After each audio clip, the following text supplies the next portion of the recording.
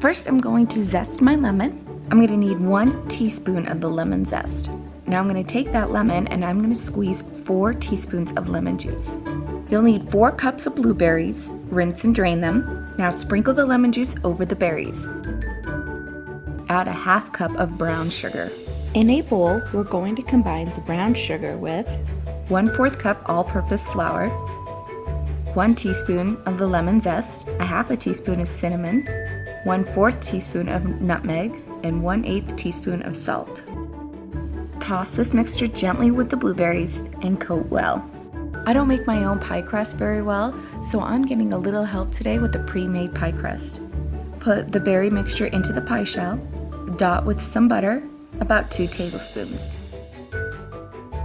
Place the second crust on top, seal the edges. Now I'm sharing with you this tip that I saw. I am not even sure where I saw it, but you can use the end of your tongs to help create a pretty design and seal your pie crust.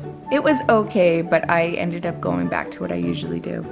So seal those edges and cut 3 slashes in the top to allow steam to escape. Bake in a preheated 350 degrees oven for 10 minutes. And then you'll lower the heat to 350 degrees and continue baking for about 30 to 35 minutes and cool before slicing.